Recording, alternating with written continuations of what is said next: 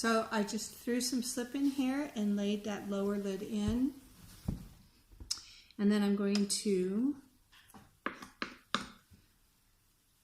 pull it down and away a little bit. I'm going to cinch it in here at the corner first. And then attach it. And I'm going to have it come around. I'm going to have it tuck just a little bit underneath the upper lid. I'm pulling that clay, just little teeny bits of clay. I'm just pulling that clay around to attach it. I'll smooth it. I'm going to come back and do a cheek, and I'm going to add some more clay there. I know right now the eyes probably look a little bulgy to you, but I'm going to fix that when I do a cheek.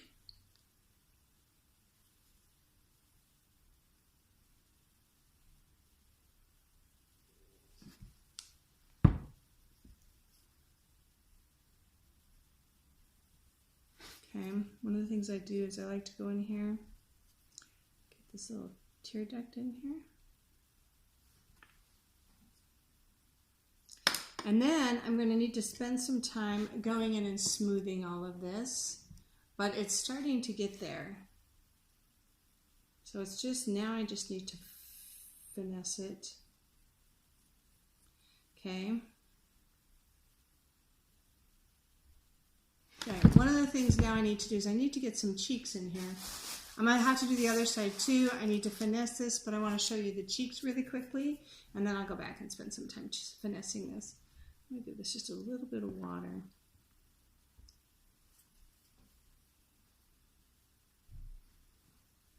So this is the highest point of our cheek. You know, younger people have just a little bit fuller faces because they still have all sorts of good padding under their skin, and then you'll see with older people, our cheekbones actually look a little bit higher, but only because, you know, everything is kind of falling away from the structure of those cheekbones. So this is the fullest part here, but like I said, if it's younger, you'll see a little bit more rounded cheek. Be careful that you don't do a flat cheek that comes out like this and then cuts back. That's how we see ourselves in cameras and on pictures. I mentioned this before. Our faces look very flat to us, but in fact, we have a very little part of our cheek here that's horizontal, coming out from the nose, and then from here, the whole thing wraps back and away. So almost the whole cheek falls. You get a little bit that comes out, and then it all falls away and back in this direction. So we're gonna get a little bit that comes out here, and then it's gonna fall away. So I'm gonna throw that on there. We're just going to pull this clay down.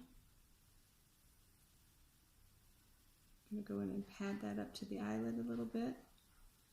Smooth it.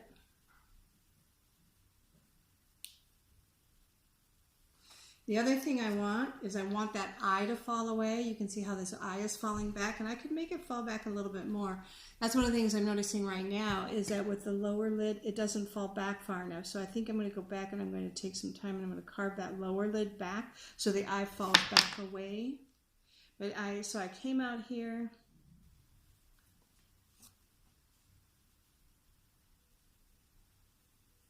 A little bit, and then I fall away.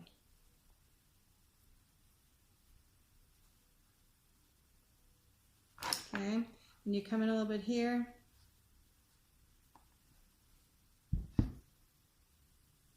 So he needs some work, she needs some work. I'm going to just go over the whole thing with slip and smooth it, because then I can really see, it kind of unifies it and makes it all kind of hang together like the skin does. The skin gets, you know, goes over all those creases and stuff. The creases aren't so obvious once you get the skin and the muscle over it. So I'm looking at her, and I still think her nose is too big. I think her nose is too long. I'm going to get the other eye in first, and I'm going to double check that, and then if I still think the nose is too long, I'm going to come back and I'm going to chop the nose and show you how you give her a little nose job. I tend to do long noses. This is something I know about myself. So I'm going to go back, and I think I'm going to have to fix that. So there we go. There's a start on the first eye. Now I have to get the second eye to match it. I'm going to put in both of the cheeks, just like I showed you.